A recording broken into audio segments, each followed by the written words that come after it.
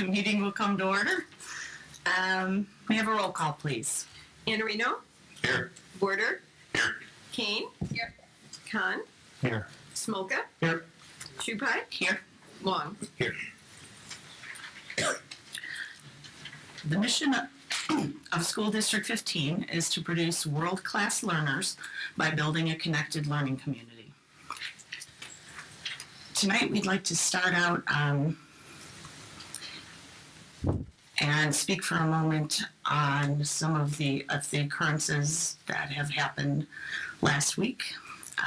We join with the education community in feeling shocked and saddened over recent events involving gun violence. 17 lives were senselessly taken from us last week. These individuals join the many others who have been lost to school violence over the years. Will you please join us in a moment of silence for the recent tragedy at Marjorie Stoneman Douglas High School.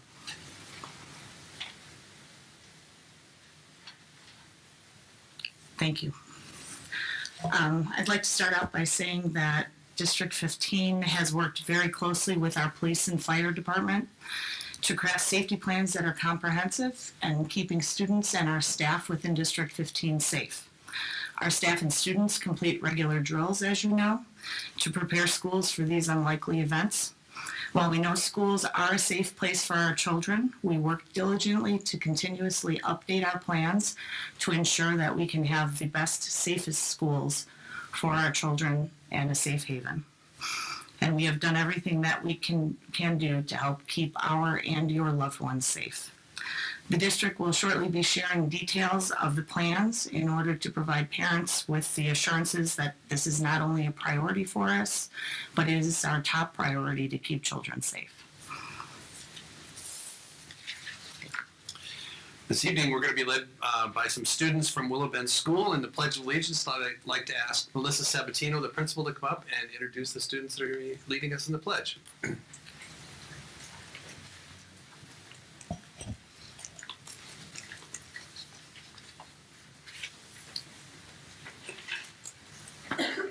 Good evening.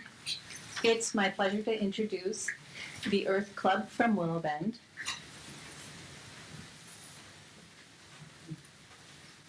And I'll let their sponsor introduce the individual children. This is Mrs. Thomas and Mrs. Pitcher, and this is our assistant principal, Kate Ehrenberg. Hello, my name is Joni Thomas, and I'm a 3rd and 4th grade teacher at Willow Bend. And this is... And my name is Eva Pitcher, and I teach ESL at Willow Bend. And these are some of our Earth Club members. We have Kyle, Mia, Tessa, Hannah, and Sam. We are part of we represent the Earth Club at Willow Bend. In total, there's 25 of us. We meet twice a month after school.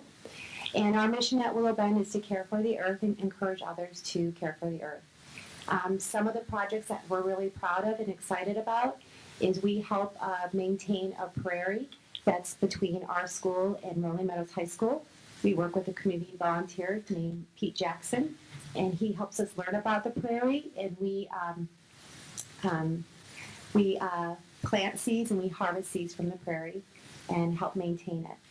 Another project that we just took on is with Color Cycle. It's called Color Cycle, and what we're doing is encouraging students to repurpose their markers, and we're taking those markers and sending them off to the Crayola Corporation, and they turn it into clean fuel.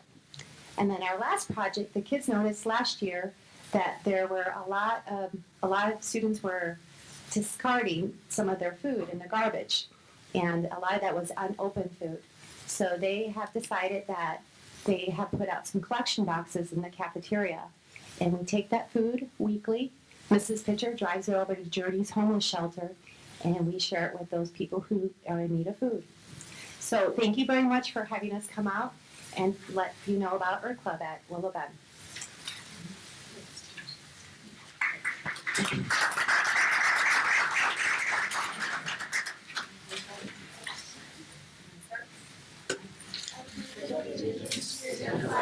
Of the United States of America, and to the republic for which it stands, one nation, under God, indivisible, with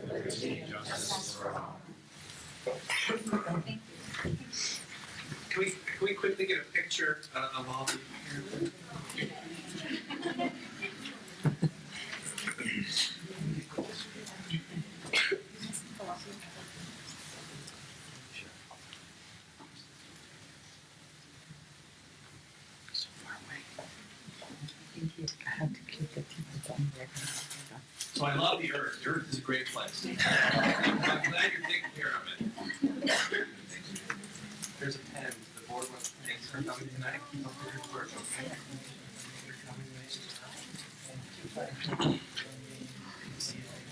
Thanks, Jody. Oh, I wrote the tape and then there's go.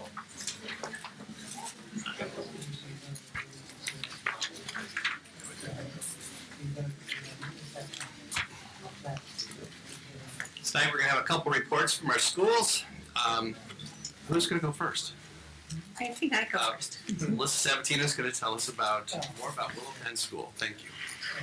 So Willow Bend School has about 630 students. This is up over 90 students over the past 4 years. We have an extremely diverse student population, 34 languages, with more than a third of our students receiving ESL services. We have larger clusters of students from India, Eastern Europe, including Bulgaria and Poland, and the Middle East. Our staff is acutely aware that many of the families have brought their children to the United States for hope and a bright future. The families make education a priority, and in this we enjoy a rich partnership with the families at Willow Bend. We celebrate diversity there. Our team of ESL teachers presented our staff meetings around fundamental components to strongly support our students in the general education setting.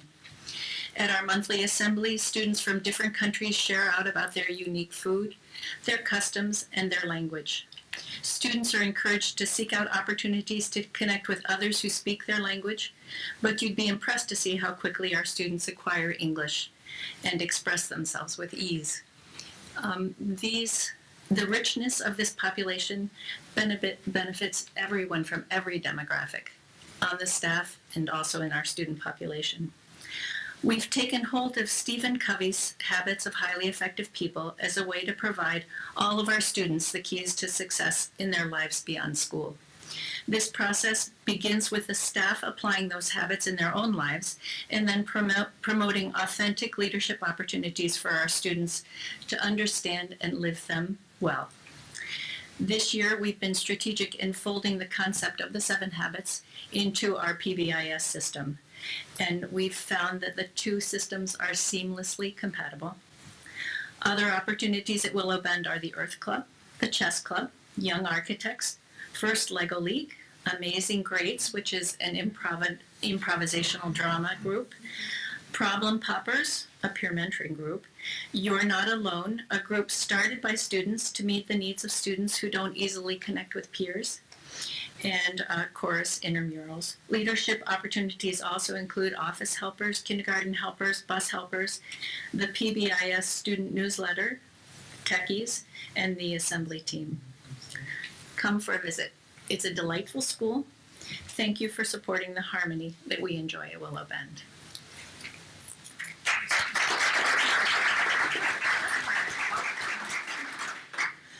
Thank you, Melissa. That was a great summary of Willow Bend. I agree. Good evening, Mrs. Shupai, Dr. Thompson, members of the board, and District 15 community and visitors. Thank you for having me here this evening. I am really excited to tell you about Lake Louise. My name is Jennifer Saywani, and it's my great privilege to be the principal there. At Lake Louise, we have approximately 650 kindergarten through 6th grade students, as well as about 120 preschool students. So that's about 770 in total, if I did the math right. We have 49 certified staff members and 17 support staff and custodial staff. We have we have 27 sections of general education, as well as 3 morning sections of preschool and 3 afternoon sections. We also have 2 sections of bilingual kindergarten and 2 sections of multi-age. And those are Spanish-speaking classrooms. In the fall, I was here this fall, you met our green team. They were honored for and being recognized by the state for the Those Who Excel program. Our green team is a group of dedicated staff that looks deeply at data every month and makes decisions about programs and recognitions for students. The last 3 years, we have spent a great deal of time strengthening our Tier 1 approach in the PBIS system. On a daily basis, we talk about 5 mindsets: persistence, resilience, empathy, optimism, and flexibility.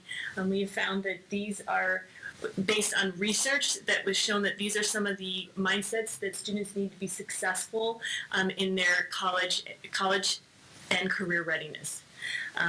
They also work very well in preschool, so they all go all the way down to very young learners. Our Respectable team promotes these mindsets as well as our Tier 1 PBIS goals. They are a great student group that is kind of the driving force about some of our recognition. And they do fantastic public service announcements, really creative. You've never seen a group that's so enthusiastic about quiet hallways or respectful peer interactions as our Respectables. And they have T-shirts that say Respectables. They have a big S on them. They're great. At Lake Louise, we try really hard to connect students and families to school.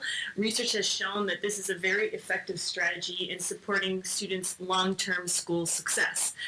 This is one of the reasons why we really like having preschool in our building, because we can start that connection at 3 years old. And we go all the way to 6, so we could have a connection with that family for almost a decade. That's really valuable. Since most of our students arrive via bus, we're conscious to provide students with a variety of high interest, what we call maybe extracurriculars within the school day. We have one of the biggest and most enthusiastic 5th and 6th grade choruses led by our wonderful music teacher, Mrs. Scarpelli. We offer intramurals like Willow Bend. Our girls 2-ball team won for the big school this year in the 2-ball competition. They were super excited with themselves, and we were very proud of them. We also offer other clubs like Media Club, the Respectable, Student Council. These all provide students with leadership opportunities, which is, again, a way to connect students to school and is useful when they move on. We also offer extended day classes twice a week. This happens on Tuesdays and Wednesdays at Lake Louise. They get to do things like extra STEM activities or readers theater, things that are extras beyond the regular curriculum. Our bucket band also meets after school in this setting. We have the only elementary school bucket band. We're always very proud to say that. And we're actually working on a piece right now that was written by Joe Ehrenberg, which is Kate Ehrenberg's husband. We're very glad to be working on the piece. It's a complicated piece for them, but they're learning some persistence as they work through it. We also partner with Harper Colleges and offer experiences to our 5th and 6th grade students. They go there for tours. We had college students come and speak with all of our 5th and 6th grade students to talk about college and what is needed, and kind of re-emphasized our mindsets, because you need a lot of persistence, a lot of optimism, and a lot of resilience if you're going to keep going and do well in school. Some of our upcoming happenings are Lake Louise, our musicals. I was telling Mrs. Shupai, our spring musical are hands down some of my favorite events to attend. It's wonderful to see students up there singing, and please, we would welcome any of you to come by to any of our evening events. It's great to see students performing. And I know that when you come, you'd be welcomed by very enthusiastic students and really warm and welcoming staff. So it's been my privilege here to highlight the staff and students at Lake Louise tonight. Thank you, for having me here this evening, and thank you for all of your service that you do to District 15. I know it's many, many hours, but we really appreciate your leadership. So thank you.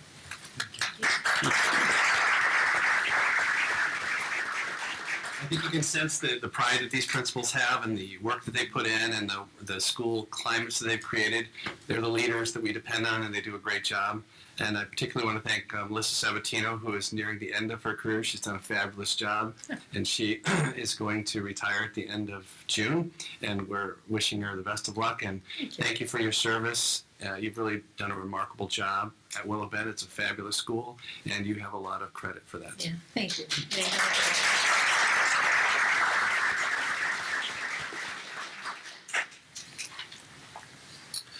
All right, the first item in my section is some recognition of a couple students from Winston Campus Junior High that have gotten really pretty neat recognitions. And I'm going to ask Jason Klein to come up and introduce the teachers and the students. Yes, please.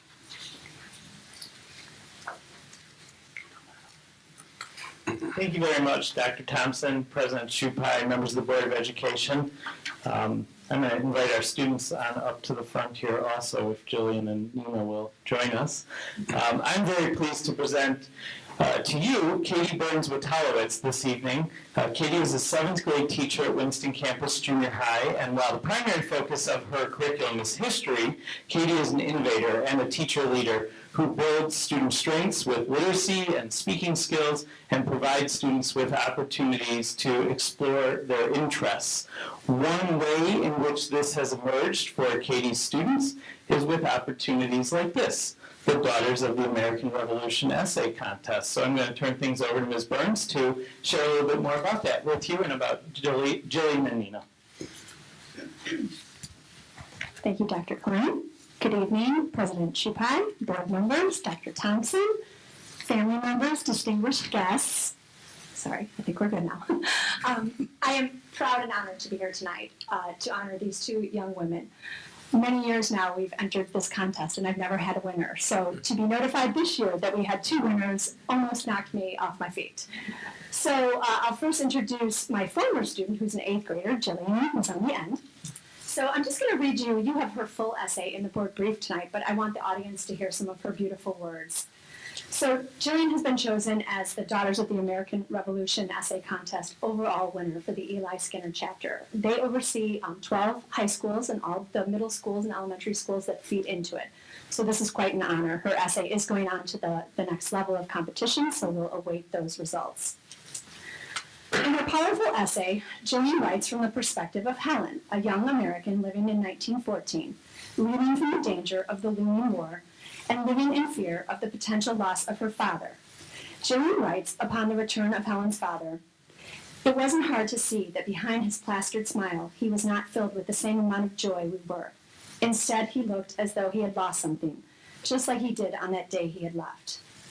In addition to her gift of writing that we celebrate tonight, Jillian is a student athlete on our volleyball team, a member of the Winston Campus Choir and Orchestra, and a leader in our student council.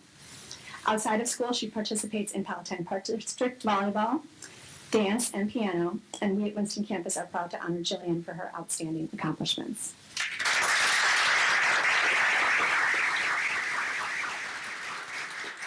I also get the honor of having Nina, one of my current students, up here tonight, who's in 7th grade, and hopefully next year we'll repeat this accomplishment. So Nina was the winner of the 7th grade category of the DAR essay contest. In her essay, Nina wrote a tribute to her own great-great-grandfather, Stanislaw Plautka, who fought for the Austro-Hungarians in 1915. Nina writes, "Stanislaw fought in the trenches, where conditions were extremely inhumane.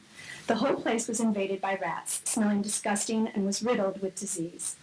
Well, no one should have to endure even that. It gets worse for my great-great-grandfather. He was hit by rogue shrapnel from an explosion, which buried itself in his right leg, causing him lots of pain, and left a large scar on his back." Nina's love of all things art-related is evident through her participation in art club and chorus at Winston. Outside of school, Nina likes to draw and paint. She plays the ukulele and is starting to learn the guitar. So again, I'm so honored and pleased to be here to present both of these young, powerful, outstanding women. And thank you.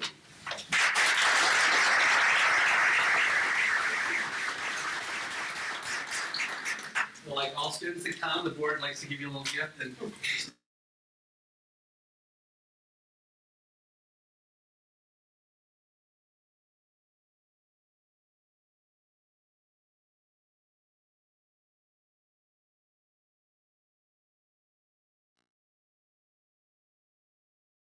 next item in my section is the recognition of our 2017 National Board Certified Teachers, and I'm going to ask Lisa Nuss to come up and introduce those teachers.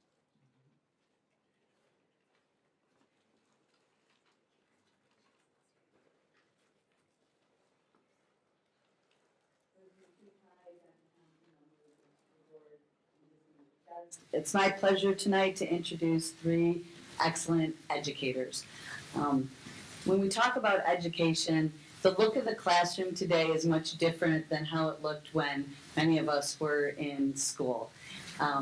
We could talk about technology and things that we have that are different, But at the heart of it, what's different is the teacher's craft.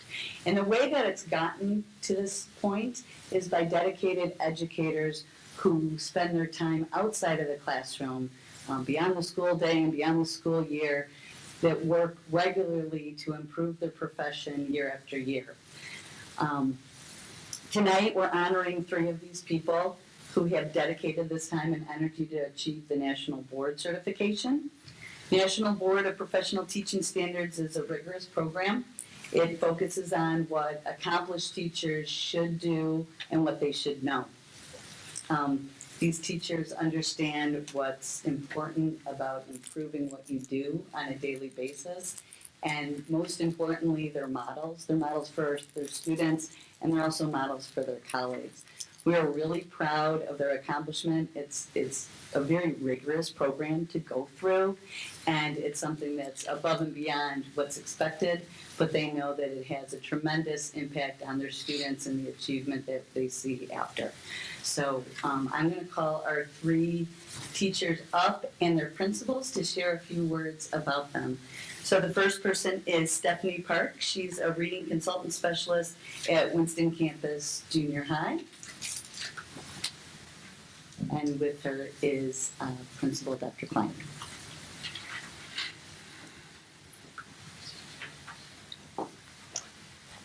Thank you. Stephanie has previously served School District 15 as a teacher of students who are learning English, and recently she has now also provided instruction and support to our students through her current role as a reading consultant specialist. Stephanie provides learning opportunities for a wide range of students, both through specific intervention classes as well as in the general education classroom. In each of these settings, Stephanie's strong and positive relationships with students, along with a large toolbox of instructional strategies, result in student growth and high-level learning. Stephanie is consistently a collaborative colleague alongside other teachers, working together to improve student learning. And Stephanie's daily practice captures the essence of National Board certification, as she is an extremely reflective teacher, and Winston Campus Junior High is proud to have her as part of our team. Thank you.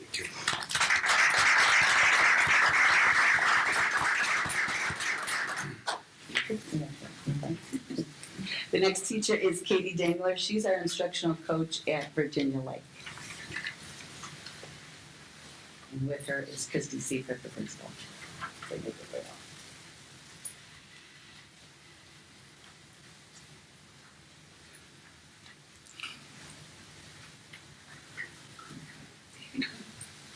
Good evening, everyone. Thank you so much for having me here this evening. It is such an honor and pleasure to stand alongside Katie, who I have just had the pleasure to get to know this school year, as we stole her from Jane Adams, where she's been for several years. National Board certification is noted to be the most respected professional certification available in K-12 education. Based on Katie standing alongside me this evening, I would be in the most sincere agreement. Katie's nothing short of a master teacher. She's driven, reflective, focused, determined, kind, humble, and courageous. The list could go on. Katie serves not only as a mentor but a partner to teachers at Virginia Lake and across the district. She leads professional learning communities and professional growth. She leads not only by modeling amazing teaching, but by doing, by supporting, and by encouraging her peers. It's proven that teacher quality is the #1 variable in determining how well a child is going to do and how well they learn. And I couldn't be more honored than to stand alongside Katie and to watch this in action. I'm very proud to say that not only has she touched lives of hundreds of students that she has taught over the years, but I am confident that in the course of her career, she will touch not only hundreds but thousands of students in our community, in District 15, not to mention her 2 wonderful daughters of her own. I'm proud to recognize her this evening. On behalf of the students, the teachers, the staff, the community, we want to thank Katie for coming to District 15 on her daughter's birthday to be recognized with this wonderful honor. I am truly blessed to be her principal, and thank you for giving her the opportunity to shine in District 15. Thanks, Katie.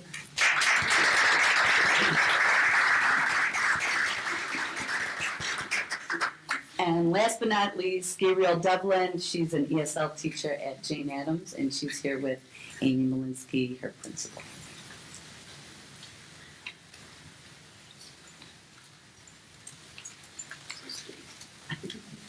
I don't know if I'm gonna bring anyone to tears. That was very thoughtful and beautiful. Well, I too feel very honored and blessed as well because I too have inherited Gabrielle. So again, very fortunate to have worked with her. She has been in her current role as ELL teacher at Jane Addams for the past 7 years.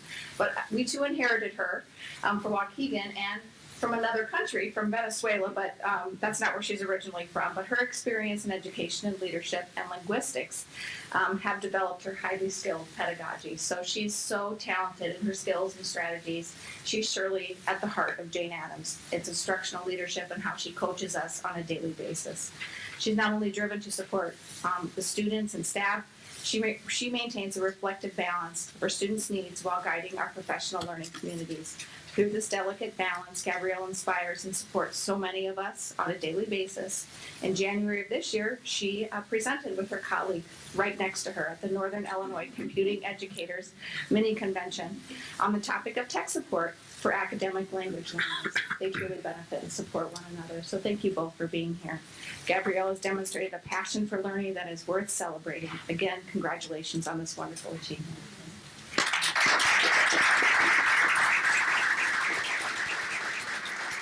And to the 3 women standing next to me, I won't make you cry. I just want to say thank you. I know how hard it is to go to work every day and dedicate your time away from your family, away from your own children. And you guys exemplify what we love about District 15, and that's that you put our students first. So thank you.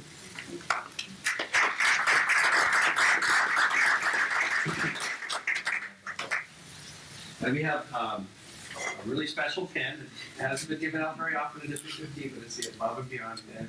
And you've definitely gone above and beyond, not only earning this certification, but also what you do every day in the classroom. So I hope you wear this proudly. Thank you very much. Thank you very much. Thank you. Go home and see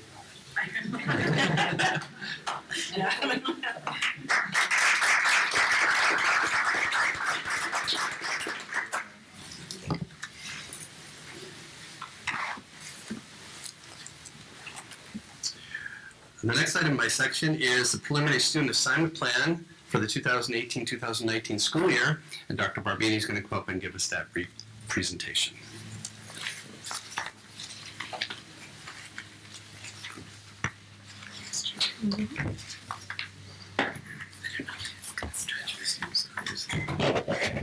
Good evening, Dr. Thompson, President Chupai, and members of the Board of Education and distinguished guests. You know, it's really hard to follow National Board Certified Teachers and that celebration. The Daughters of the American Revolution winners, as well as just the great things that are going on at Willow Bend and Lake Louise Elementary School. So, you know, I guess somebody had to go next, and that was me. Looks like the lesson learned there is to pay more attention to the board agenda and maybe try to reorder things. So I'm that guy that's going to bring us back down. Very high, man. Right. And Dr. Thompson did say make it brief, so, you know, I've got to keep moving. So in terms of draft student assignment, and that's really how we go about making resource allocation decisions to serve our students in our district. It is a pretty significant responsibility because it's where we're at, and it is also where we spend the majority of our resources in terms of putting the grown-ups who care about kids in front of those kids to help them learn, grow, and continuously improve. And so there are two primary factors that drive the development and ongoing review of the student assignment plan, and the first of which deals with enrollment. This is a snapshot of district-wide enrollment, and it was already shared with the Board of Education in October. And it's also been something that was shared as recently as, I believe, a presentation in January in terms of working with the community and engaging the community insofar as boundaries, looking at how we're serving kids, etc. So it is known information, and it does show a trend over the course of the last 5 school years that we are seeing decreased enrollment in our district. It's a trend. That doesn't mean to say that next year it's going to follow the trend, but it is something that we need to be mindful of. And the top line, yellow line, is pre-K-8, so our early childhood kiddos through 8th grade, and then the bottom line, the blue line, is our kindergarten through 8th. So enrollment does drive student assignment. And there is going to be variation at each of our schools as well, which is going to be something that I'll talk about a little bit later in terms of how we arrived at our staffing numbers. The second factor that goes into how we allocate resources to serve the needs of our kids centers around our class size guidelines. It's very, very good that we're in a district where we have general education class size targets that are established by the Board of Education that we use as a target, knowing that that's something that we aim for. Sometimes we are at the target, sometimes we're under, sometimes we're over. And then we have more prescriptive guidance in terms of the state in the areas of special education and English language learner students.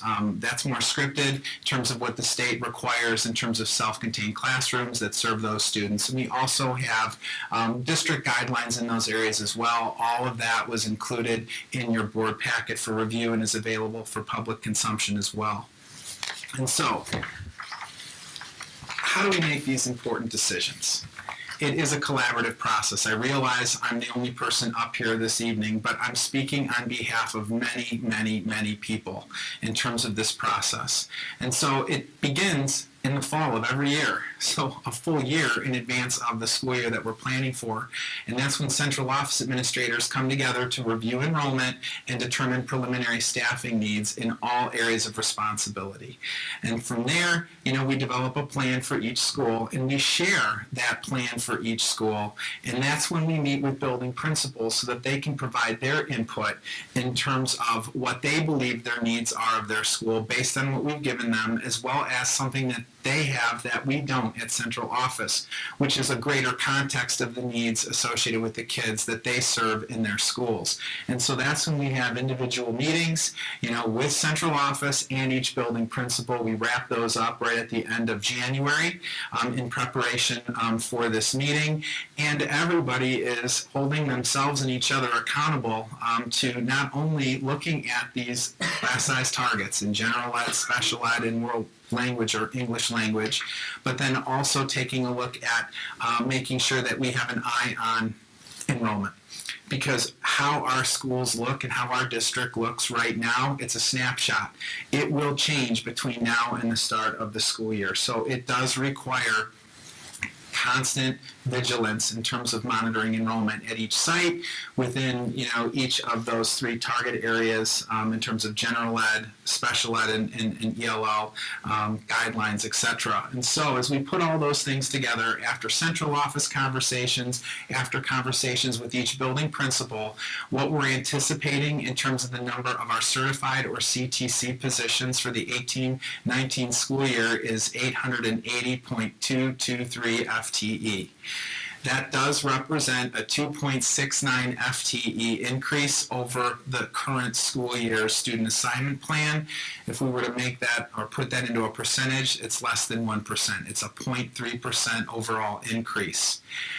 880, I want to point out, and this is something that Mr. Adamczyk will be discussing later this evening, that is a target number that we're taking a look at in terms of building our 5-year budget forecast. And so we were 0.233 FTE over what we had originally forecasted. And there's going to be variance. Yes, enrollment is decreasing in the district, but when we have to consider general ed class size guidelines as well as ELL guidelines that are dictated by the state largely, as well as special ed at each of our 20 campuses, that does speak to some of the variance. And as we look at the last 3 years, actually the last two as we anticipate for 18-19, we're at that 880 number.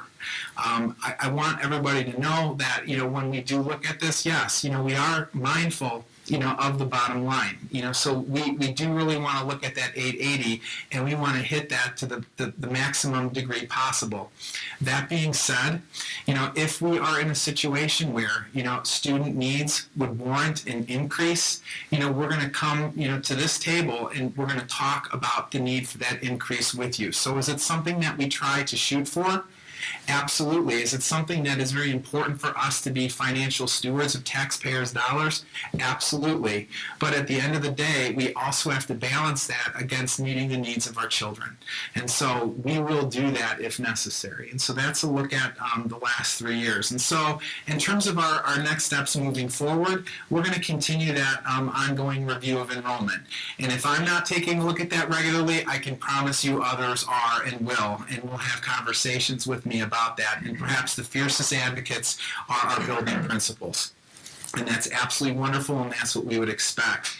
And we will make adjustments to this plan as needed based on enrollment and staffing guidelines in preparation for the presentation of the final student assignment plan in October of 2018. And that's where Mrs. Sue Gehring, our Assistant Superintendent of Student Services, and Dr. Cheryl Wolfel, our Executive Director of English Language Learning Programs, will be joining me, for a more comprehensive, review of things. And for that meeting, that's when we will drill down to the school-specific data in each of those areas, as well as providing some important feedback that Board Member Border had provided us in terms of an opportunity for continuous growth and improvement this year in terms of looking at variances and things other than just averages in terms of what our class sizes we're looking at. So this is where we're at right now as of February 21. It's likely to change. We're going to keep our eye on the prize, and we're going to balance that with meeting the needs of our students. And that ends my presentation. That's a quick question. I know that enrollment will continue, all the way up until the first day of school and even after.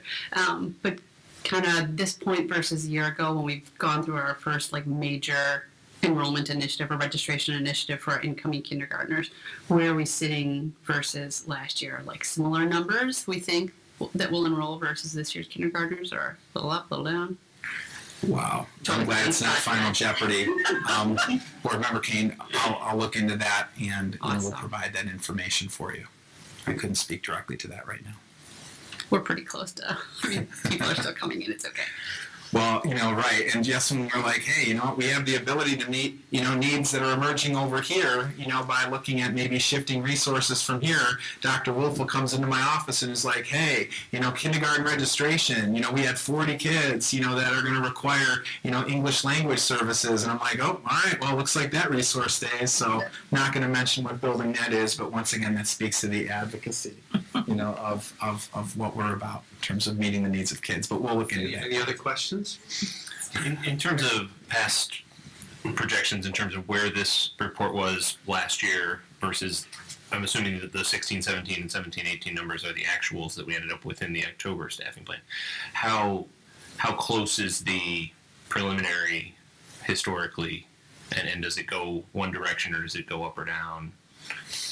It's pretty close. Okay.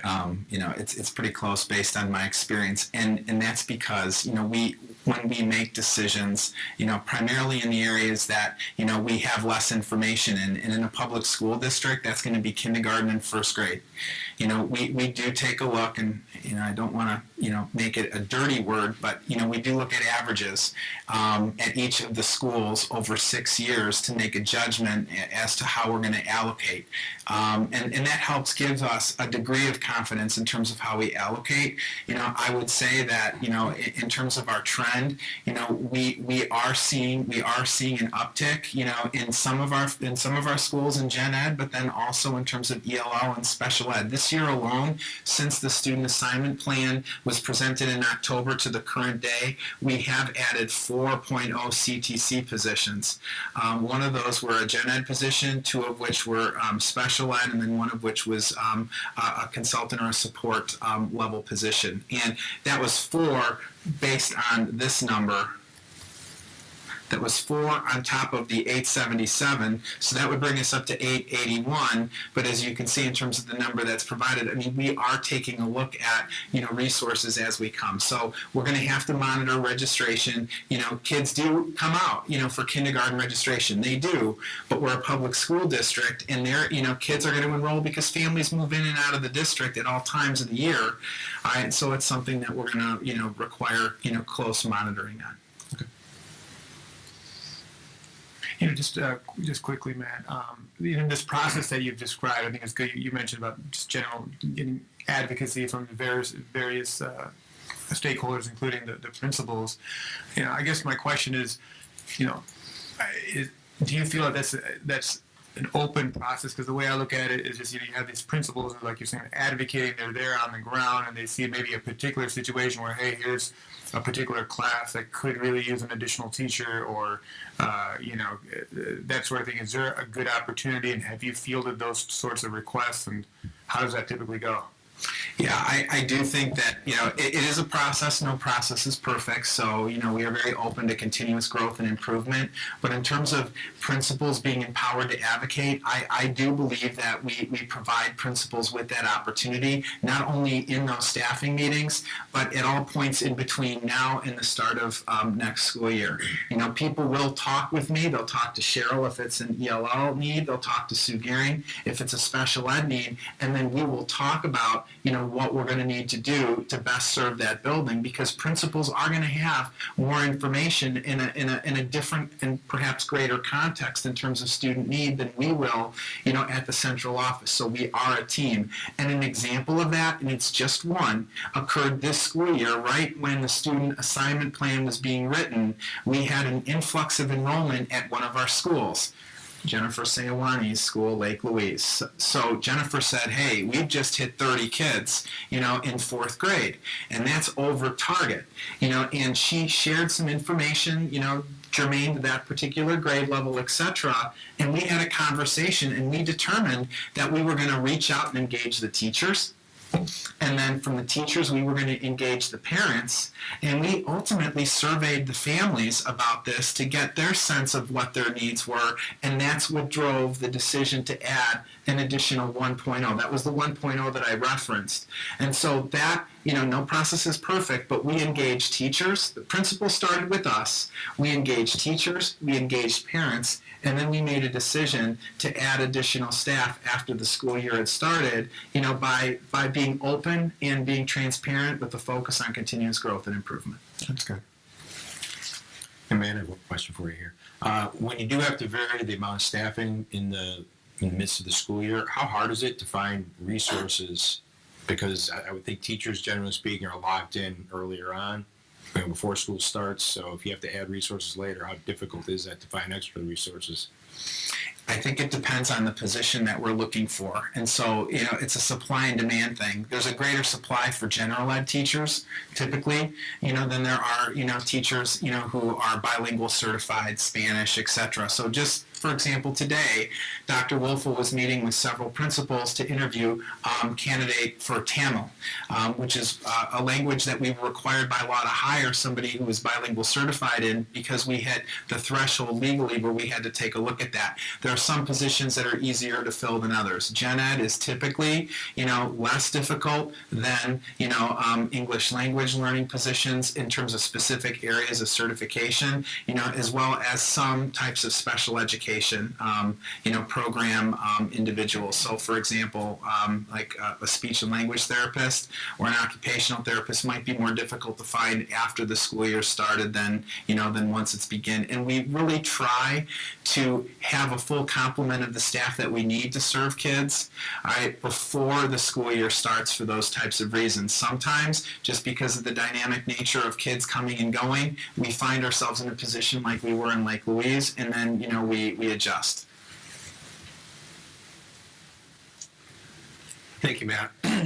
One of the major purposes of this report is just so that the board is informed on how the trajectory of our staffing is going. One of the major tasks the board has is to make sure that we're fiscally responsible. And there have been, in other districts, in other situations where boards were not kept informed and the staffing got out of control and they found themselves in pretty significant budget issues. And so I think you can see that we're doing our best job to try to make sure that we have only the staffing that we really need, and making sure that we're not getting into a situation where we're overspending our revenues so that we're getting deficit spending and a problem. So thanks, Matt.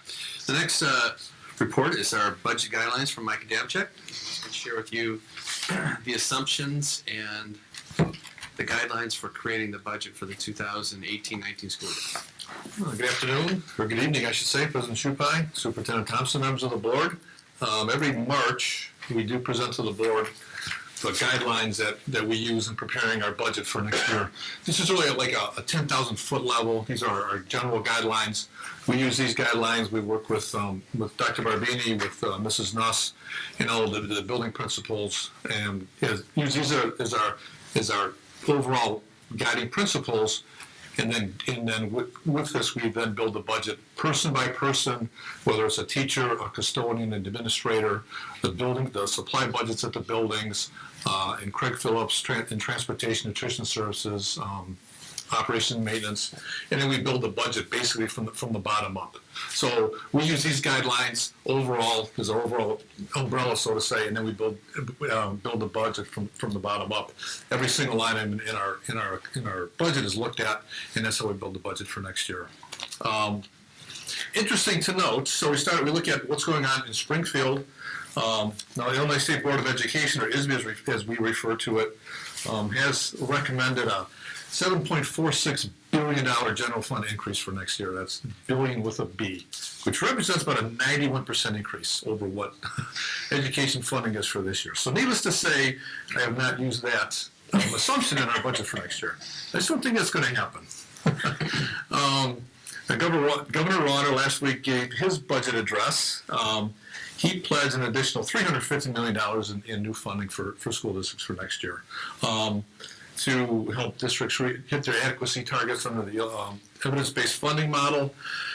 I have not included that in next year's budget either, because while he's offered $350 million in additional funding, he's also proposed phasing in the state's share of the teacher pension costs down to the district, phasing those in 25% per year over the next 4 years. So at 4 years, the district would pick up 110% of the cost of the pensions that the state has historically picked up. I don't want to steal Mr. Andorino's thunder. Mr. Andorino and I were at Ed Red last week. Yeah, I was there with you. And the executive director, Karen Valdez, does believe that's 110% political, phasing in the pension costs of local districts. I did run the numbers. If that did happen, District 15's costs would go up by about $7.879 million a year by the time it's fully funded, fully phased in by the fourth year. So, again, I have not factored in what ISB has proposed. I've not factored in, at this point, District 15, assuming any of that pension liability or any of the additional $350 million for 2018-19. Also, there's $350 million extra for the EBF formula, the evidence-based funding model for this year, which we still haven't received. That's supposed to be distributed in April. ISB is still running the numbers, so if we get something of that, so it's every district is in a tier. Tier 1 are the neediest districts. Neediest districts get 50% of the funding, and then it goes down tier 2, tier 3, tier 4. Tier 4, CPS gets, I think, half of it off the top. So what share we'll get of the $350 million this year, we haven't even seen the numbers yet. So not knowing what it is this year, I can't put that into next year's budget. So really what I've just done for next year is just rolled over our $15.2 billion, $15.2 million, I wish it was a B, of state aid for next year. On the revenue side, the CPI, as the board is well aware of, was 2.7% on the 2017 tax levy, which we will realize in the 18-19 school year. So we're assuming that. Our percentages on our property tax collections have been pretty consistent over the last couple of years, so I've not changed those percentages at all. The TIF revenue, we still get about $280,000 a year in TIF revenue. I've assumed that for next year as well. I usually get updates from the Village of Palatine on that. Still kind of assumed for that. CPPRT, the corporate personal property replacement taxes, that's to be determined. We don't know what that is yet for next year. That's still too soon. Medicaid revenue, we get about $1.2 million a year in Medicaid revenue. That can fluctuate depending on when claims are submitted, when the state processes them, and then when we actually get the revenue. Last couple of years, it's been pretty consistent. They've been pretty much on time. So I assume another $1.2 million in Medicaid revenue for next year. Transportation, our transportation revenue, which is a categorical, which is outside the EBF or the evidence-based funding model. So for 18-19, which is next year, that's based on 17-18 costs. Our Medicaid revenue for this year, our transportation reimbursement for this year is about $5.1 million. So what we'll do is actually do the calculation. We'll look at what our costs are, what we think they will be at the end of 17-18, and then we'll run the calculations and we'll put that in for 18-19. So that could fluctuate by a couple $100,000 one way or the other. Actually, it's higher than this year. I think we budgeted about 4.8, and we're going to get about $5.1 million this year. So that's a nice, for 17-18, so that's a nice surprise.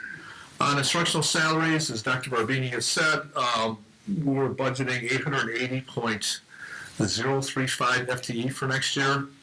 It's interesting, when we were working on the CTC contract, when Lisa and I were estimating how many teachers would retire in the re-up provision, 3 years ago, we assumed that there would be 15 teachers that would apply for retirement starting in 18-19. So we assumed 15, and actually came in at 16, so we only missed that by one from 3 years ago, which we're extremely happy about that we're that close. We do expect the CTC salaries to go up about 2.27% next year. On that 10-year contract, some years the salaries will, it's not a straight 2% like we see on our contracts. Some years they're higher, some years they're lower, but it's a modest 2.27% for next year we're estimating. We'll know that once we get through the summer and we factor in all the re-ops and some of the teachers that don't return, and what the new hires are and what level we hire those teachers in at. The ESPA support staff, that's a 2% increase for next year. Also for our occupational physical therapists, wage increase is 2% per their contract. The recently settled DTU agreement is 2%. The 2.1%, I'm sorry, that's not recently settled, that's a few years ago. It's 2.1% for DTU. The recently settled SEIU contract is 2%, and I have a 2% increase for administrators and other support staff that are not covered by any collective bargaining agreements. Employee benefits, we had our initial health insurance meeting yesterday with CTC. We're looking at those rates and what those increases will be for next year, and we'll be bringing those to the board for approval at the March 7 meeting.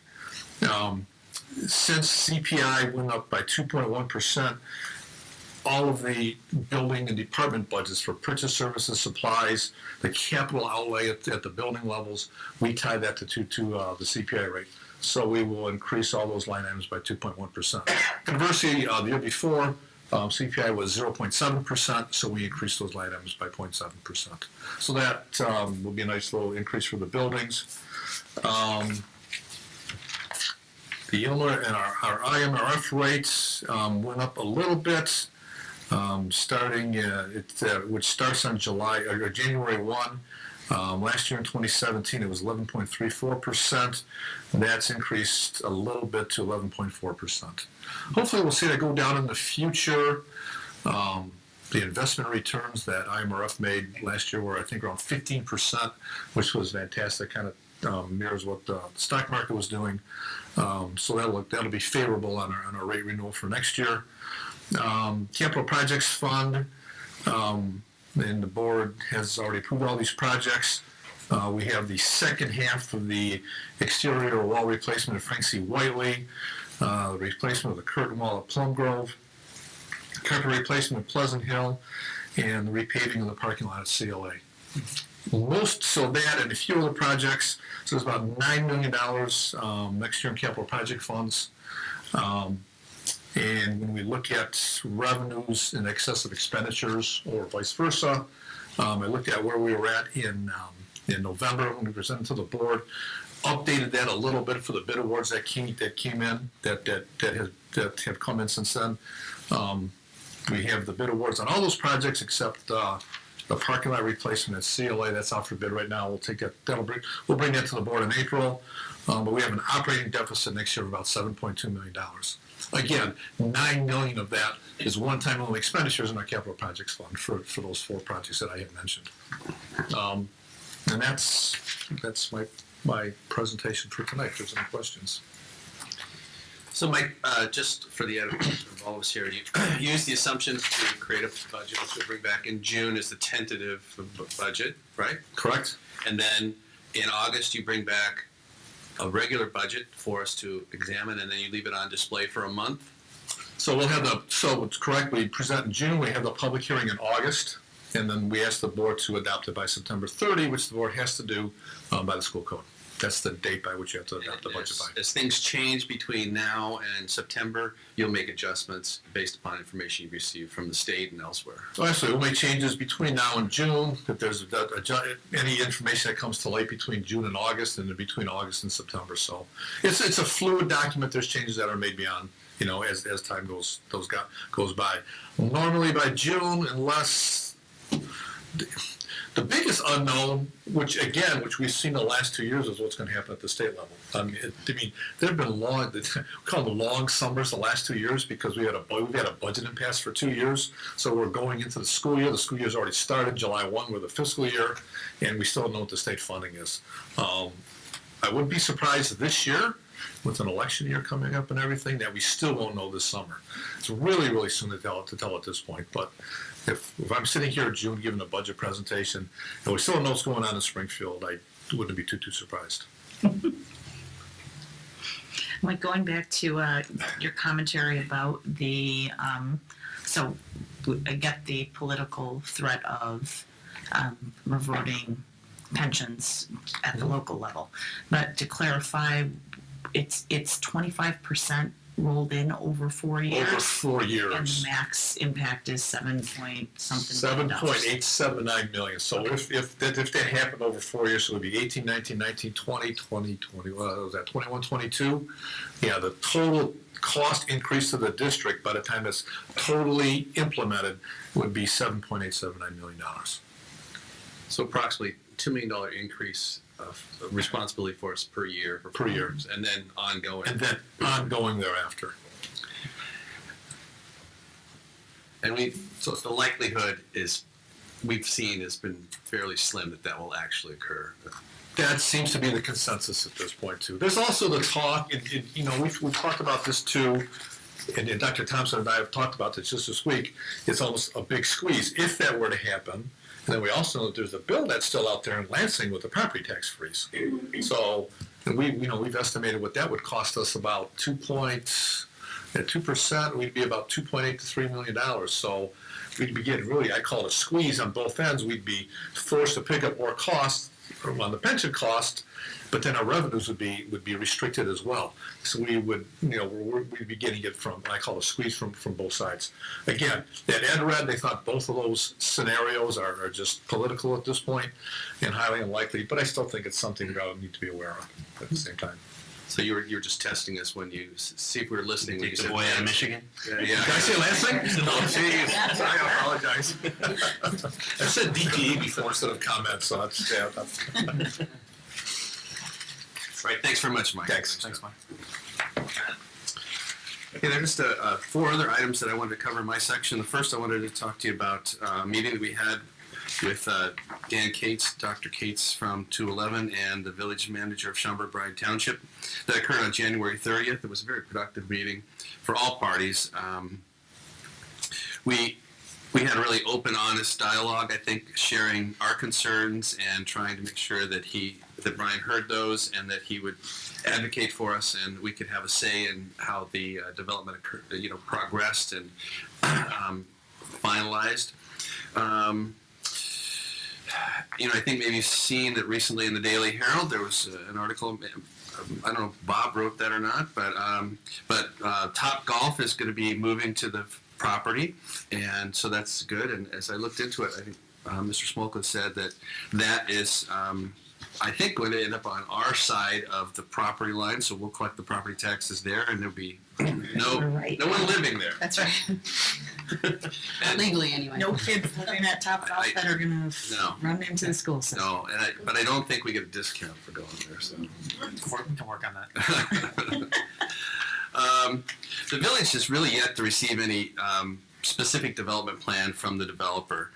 They've only received conceptual models that describe what could be, and they haven't really agreed to anything yet, and there's nothing been finalized. It seemed from Brian's discussion that from the original number of 2,700 units that could possibly be built there for residences, that the number is now more likely going to be between 1,500 and 1,750.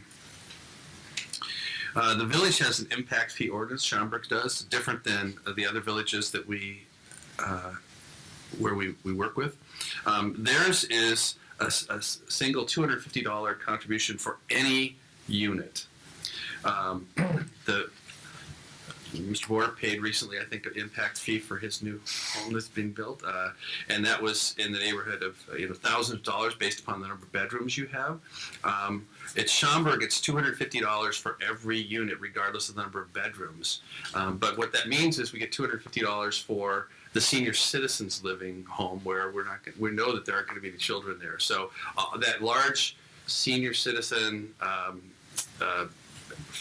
healthcare facility will provide $250 for every room that's in there for the school district. And so we anticipate if there are 1,500 to 1,750 homes that the district will receive between $375,000 and $435,000 in contribution fees from the development. So that's pretty significant. And we continue to get the baseline real estate taxes that were established when the TIF was established, and that's about $930,000 a year.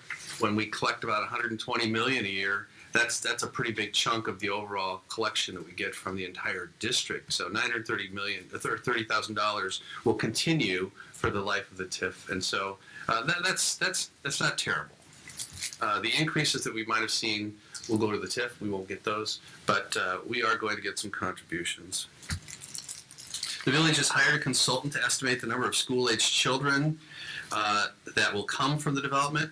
And from those numbers, right now, preliminarily, it seems like there might be as many as 120 to 130 kids coming out of the development.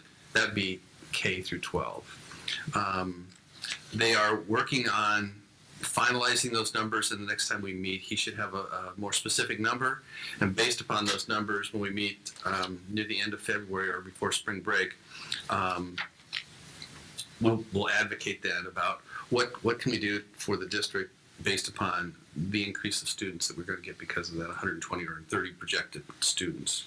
So that 120 to 130 is within the District 15 boundaries, not in total across the whole development. That's for the whole development, and because the plans are preliminary, we don't even know where we've seen some preliminary plans, and most of the residential units are on our side, but we'll have to kind of wait and see. But we know that once we get some finalized numbers, we will advocate for some way that the impact could be lessened on the district financially. Dan and I raised two key ideas at the meeting: the idea of early distributions from the TIF, like we get from Palatine. We wanted them to make sure that they would consider that as a future revenue source for the district.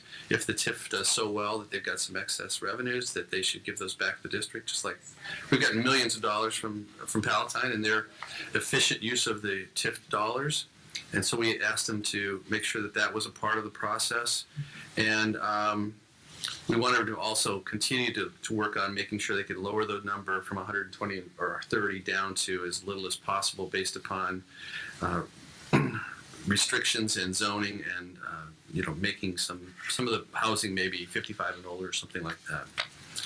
So overall, there was no definitive statement about the residency capacity based upon what's gone on so far, but we'll continue to work on that.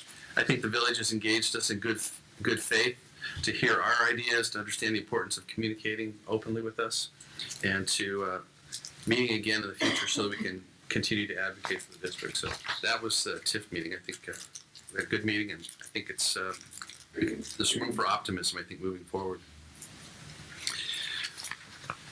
I want to give you an update on the dual language program that we're going to be beginning next year at Jane Addams and at Winston campus. Registration has occurred, and I provide you with those numbers. We hope we get several more students. Tomorrow night, 6:30 at Winston campus, we'll have the informational meeting for parents. So the English-speaking parents that would like to learn about the program we'll have a meeting, and hopefully we'll generate some interest. We've certainly gotten a number of inquiries from people, not only at Jane Addams and at Winston, but at other schools as well. So we're just going to be flexible and see what happens tomorrow, and we'll come back to you with more information about that. But we're excited. We've got some training set up. Cheryl's got some trainings. Not we. I jump on the bandwagon. She's doing it all. We had a bilingual training, biliteracy training on the 6th of February. Tomorrow night's the parent meeting. We have the New Mexico bilingual staff coming to do training on the 20th and 21st of March. We're going to have a training at Villa Park and for bilingual instruction, and those teachers that can't go to that specific training for bilingual education at Villa Park will have a chance to do something in Chicago in the summer. So we're excited about the program, optimistic. We think things are going well, and we'll have more information for you as we get more definitive numbers going forward. I did provide you with a RFP for engaging an executive search firm to fill the superintendency opening that will occur when I leave. And so I provided you with that draft. And I don't know, does anyone have anything they'd like to see changed with that RFP? Nope. Okay. I did take a little liberty speaking for you. I hope you didn't mind, but we want to make the district look as good as possible for drawing candidates, and so. The ending was nice. What's that? The pump it up ending. Yeah, well, they call that creative license, I think. So anyhow, good. I'm glad you like that. I'll send that out this week, and then we'll set up the interviews for the search for companies June 4th. June 4th. So put that on your calendar. The last thing I wanted just to mention was that we have completed our audit of the incidents at Winston Campus Junior High that were, swirling around in social media and causing some concerns. Our attorneys did the audit. They provided me with a full report, and I will provide that to you this week so you can have a chance to look at that. And once you get a chance to look at that and review it, I will create a summary from that, which we will share for the entire community to see. Good recommendations, nothing egregious, nothing terrible that was in there. I think there's some good suggestions they have for us to improve our communication, our efficiencies, so that we can stay on top of things a little better, but there was nothing that was really alarming. So that's it for my report. All right. May I have a motion for the reading and acceptance of minutes, please? I make a motion to approve the minutes from the following meetings of the Board of Education. The January 5th, 2018 special meeting of the Board of Education Finance Committee and the January 10th, 2018 regular Board of Education meeting as presented. Second? Second. Discussion? Roll call. Iannarino, Aye. Porter, Aye. Kane, Aye. Khan, Aye. Smolka, Aye. Shupai, Aye. Vaughn. Aye. Motion carries. We will begin the board discussion and reports. Ed Red, Council Legislation, Mr. Iannarino. Well, Mike covered some of the news, which was Governor Rauner bringing up the transferring some of the cost of the TRS system to the districts at 25% a year for 4 years. Like I said, there's probably not very likelihood that would happen. Though they might be using that as a bargaining chip for maybe pushing some of it back onto the districts, but maybe not all of it. So we'll see what happens as things wash out. The other thing that happened was the evidence-based funding model. When ISB was working on it, they found that there were some issues with it, that there were certain districts, about 20% of the school districts were not going to be able to access some of the resources that were going into the adequacy calculations. So they needed to do a tweak to that. So that was Senate Bill 444, and that was vetoed, and it was a mandatory veto, but then the House and the Senate overrode that right at the end of January. So that's been done. So that should open the gate there for ISB to finish its work to allocate the appropriate amount of funds to all the districts. That's about it for now. Great, thank you. One Five Foundation, Mrs. Kane. Yes, the 1-5 Foundation hosted a great event for anybody who was able to make it. Thank you. It was early February at Divine Wine, and there's a new a next opportunity to come and support the foundation. In April, the 28th of April, there will be a new fundraiser at Dirty Nelly's. It'll be a dueling pianos event. There was one last year, and it was really well attended. It's a lot of fun, so come out if you can. Great. Finance Committee, Mr. Border, Mr. Wong. No new meetings this agenda. All right. Equity Committee, Mr. Khan, Mr. Smolka. Yes, since the last meeting, since the last board meeting, I had a meeting with Dr. Edgar, Dr. Schnoor, Dr. Wolfel, and others were there. Basically, there's a committee that is examining the concerns of the achievement gap and whatnot. They're going to be presenting to this board with suggestions or recommendations later in the year. So as they go through the process, we're having members of this committee sit in on some of their benchmark meetings to kind of understand what's going on, ask a lot of questions. I think I did ask a lot of questions.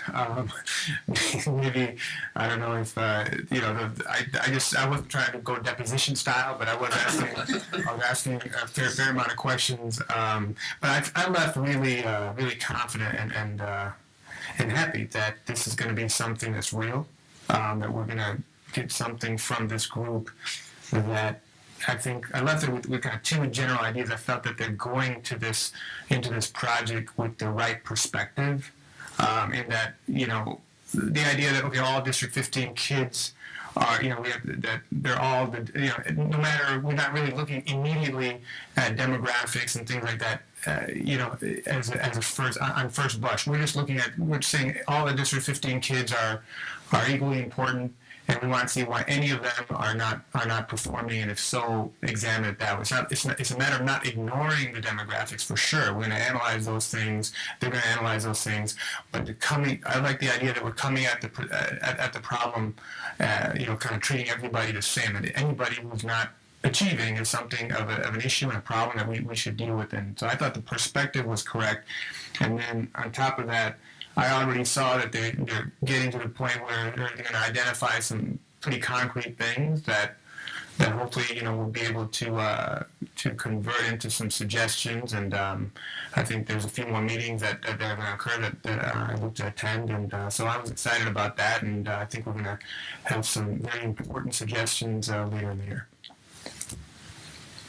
Great. Thank you very much.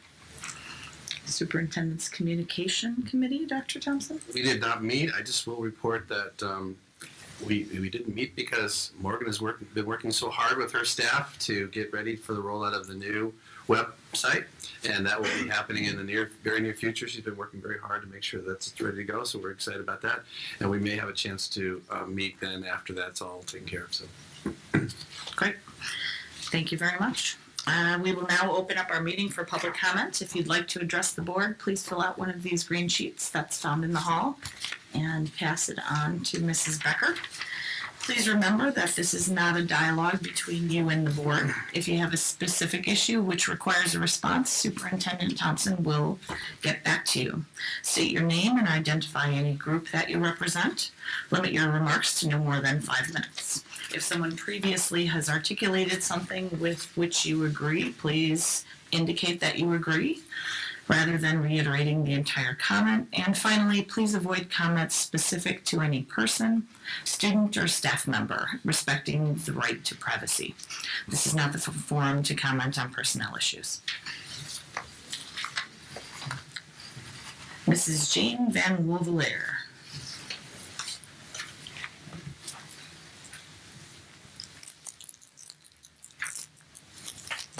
First, I have something I want to present to each of the board members. And I've got a couple extra copies after this is over, if anybody wants to talk to me or a board member, which is really more appropriate. So I'll take it. Okay, so I came forward tonight basically with two separate thoughts going through my head. The first is related to the extremely sad incident that occurred last week in Florida. And it's something that it's almost been overboard on the news. But the comments I've heard have me quite concerned. And I'm speaking today before the board in hope to get some community involvement. Maybe somebody will see what I'm saying on TV and come forward. I'm seeing a lot of comments on Facebook and so on that are not addressing what the problem is, as far as I'm concerned. Many people are vocalizing, what are our schools doing? How are our schools keeping our kids safe? And my personal thought is, our schools is not the solution. Our schools are there to teach our children. They are not there to police. They are not registered, licensed psychologists, psychiatrists, and whatever. They are there to teach our children. This problem is a community, societal problem, which we must look internally and determine what can I personally do. And that's not just Jane. That is everyone in this town of Palatine. Do an internal reflection on what have you personally done to help out a child in this community. Being a football coach, being a baseball coach are a couple of examples where you might touch a child. But there are children out there that can't play baseball, they can't play soccer, they can't be on a team because mom can't afford it. There are things we must do, and I would be happy to have anyone contact me. Let's sit down as a community and talk about how do we get a Boys and Girls Club into this town? How do we get our churches, any organization you can think of to start to encompass the children of our community? Our teachers should not feel the burden of they have to solve our societal problems. So if anybody wants to contact me on Facebook, I'm there, send me a personal message. I am going to ask the superintendent, should I be able to come up with a group of people? May I use a facility of the district to have my meeting? It doesn't need to have the school board there. It doesn't need to have teachers there. This is a community problem. And I would like to get something started. But I need facilities, I need feedback, I need more people. Jane can't do it alone, but I can start the conversation, and that's what I'm trying to do today. So would we be able to use a facility if 25 people contacted me, as an example? I think we'd be able to find the space, yeah. Okay, so those of you that hear this now in this room, those of you on television, from the TV, please contact me, because the change will only come because we made the effort. The other thing I wanted to bring up, somewhat related, is people have commented about cell phones in the school environment and how disruptive they are and how hard it is for teachers to deal with it. I presented to the board members a product that I came across on the internet. Quite frankly, I don't know how I came across it, but it looks to me like something that needs to be looked into. The product is manufactured by a company called Yonder, and what the product is simply a pocket that a student would put their cell phone into. That pocket then has a magnetic closure, and that cell phone now becomes unable to be used until that magnetic closure is opened up again by a small device seated on a teacher's desk. These pockets would remain in the hand of the student who owns the cell phone. So no teacher has to be worried about losing a kid's phone, a parent yelling at the teacher because you took my kid's phone and now it's missing. The child remains responsible for their phone. It is simply in a pocket for the duration of the school day. The pocket could be handed out in wherever attendance is taken in the morning. The child puts their phone into the pocket. It's their responsibility till the last class of the day, where they can then present it to the teacher to open up the magnet, take their phone out, and drop the pocket on the teacher's desk in a basket. I think it's something to look into. I've looked into the cost to some extent, have not gotten a lot of response from the manufacturer yet. But I wanted to present that tonight and I'm not able to. But I think it's something we need to look into. If the phones are a problem, this might be a solution. Thank you, Jane. Two great ideas, Jane. Great ideas. And I very much agree with you. You know, when you look at problems start with youth. And if we can't do something to help our kids be successful and have something to do to keep them busy, they're going to end up in trouble. You're welcome. Thanks, Jane. Mr. Joe Sonnefeld.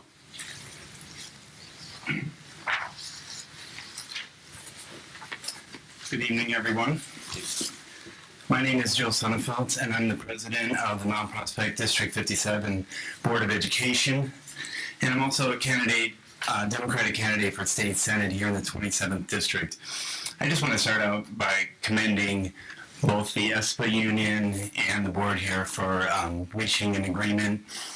I know that it's a difficult process negotiating a contract, but I'm very pleased that you've found sufficient common ground to finalize a contract. I've been watching the process closely from a distance, and I'll just tell you that I've negotiated 2 contracts with our teachers in Mount Prospect, and at the same time, as a 25-year union member of the Chicago Federation of Musicians, I have served on 2 negotiating committees with the producers of Broadway musicals down in downtown Chicago theaters. So I've had a unique experience of sitting on both sides of the negotiating table, and I have to say the collective bargaining process, I believe, is the best and most democratic way to reach an agreement. And I firmly believe it has to be respected and preserved. And so, you know, when we work hard at it, the process works. So again, I commend you for doing that. I just want to let you know today that I'm running for state senate mainly to change the way that we fund public education in the state of Illinois. As you know, no other state relies primarily on property taxes to fund their public schools to the extent that we do here in Illinois. It's a system that I believe is unfair and it's unsustainable. As calls for property tax freezes get louder and louder, we have to go about finding alternative ways to fund our education system. And I'm intent on looking for sources of revenue at the state level. I believe one place to start is by changing our income tax system, which is also an unfair system, and transitioning to a progressive income tax system. But there's another of other ways that we can find revenue and begin to take pressure off of our property owners. Another concern to me is the proliferation of TIF districts in the state. I know you're dealing with that issue here. I think that the TIF system is out of control and it has to be reined in. We need real reform there. It's gotten to the point where municipalities can almost establish TIF districts at will, and although you're doing a great job navigating your situation, you know, you're very much at the mercy of the process. And it's gotten counterproductive to the point that if a municipality wants to do development, that they almost have to establish a TIF district, because now developers are expecting that additional revenue from the TIF district, and if they can't find it in your project, they'll move on to another project. So while it's diverting resources away from our public schools, it's also placing an additional burden on our property owners. So, you know, it's just a lose-lose proposition. Now, personally, I've been on the school board in Mount Prospect in my 7th year, but my involvement with the district goes back 20 years since I moved into the community.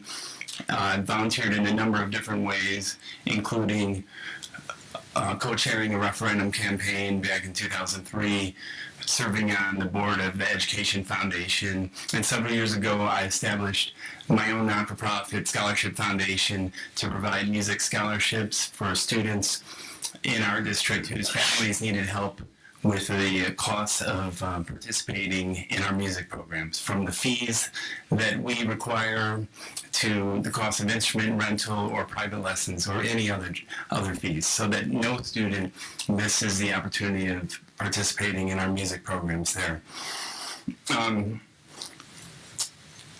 So just in closing, I want to say a strong economy depends on a strong education system. That's my firm belief.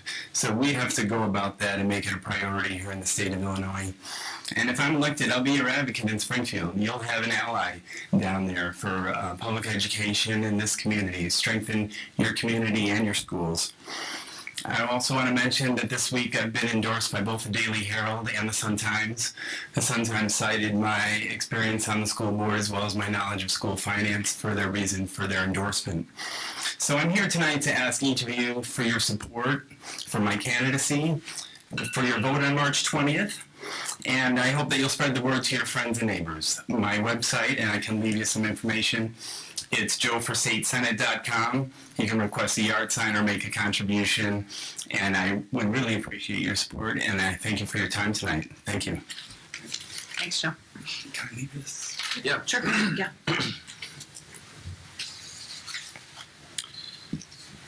Good luck in your campaign and good luck with your referendum. Thank you. Thank you, both of you, for speaking. We appreciate the feedback. We'll move on to action items. Item 18 to 20, the personnel report. May I have a motion, please? I make a motion to approve the February 21st, 2018 personnel report, including the following recommendations. Recommendation for termination, Daniel Kokomise. Recommendation for termination, Ron Major. And recommendation for termination, Devlin Markle. Second. Second. Discussion? Roll call. Porter, Aye. Kane, Aye. Khan, Aye. Smolka, Aye. Chupai, Aye. Wong, Aye. and Reno. Aye. Motion carries. Item 18.821, approval of resignation agreement and general release. May I have a motion, please?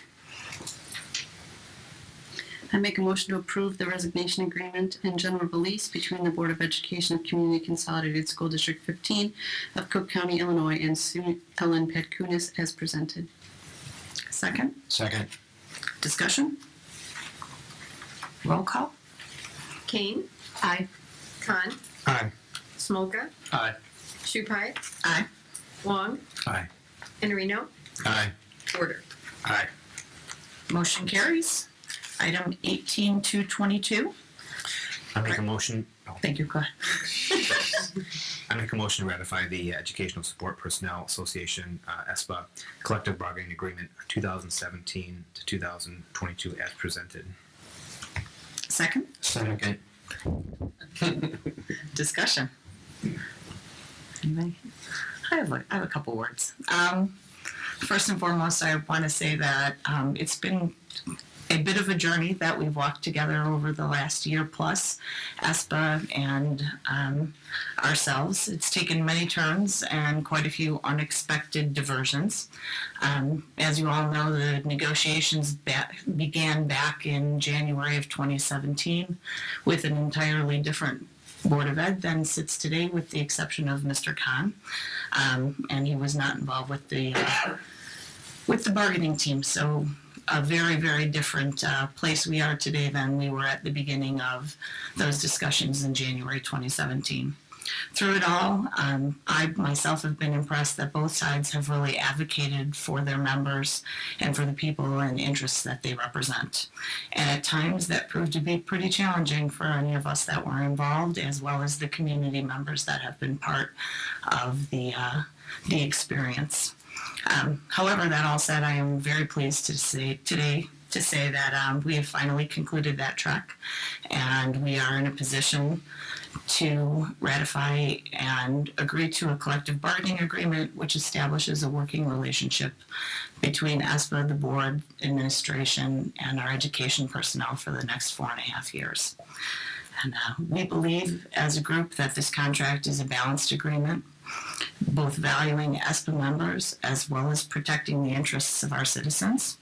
And ultimately, that we are more pleased than anything that this contract will allow us to get back to doing what we want to do, which is ultimately to continue to focus on the children.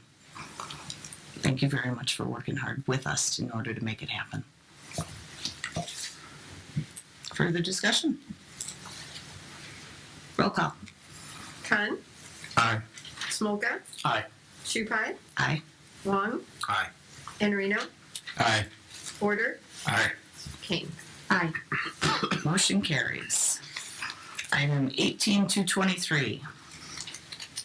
I make a motion to approve the budget guidelines for 2018-2019 as presented. Second? Second. Discussion? Roll call? Smolka, Aye. Shupai, Aye. Wong, Aye. Enrino, Aye. Porter, Aye. Kane, Aye. Khan. Aye. Motion carries. Item 18-24.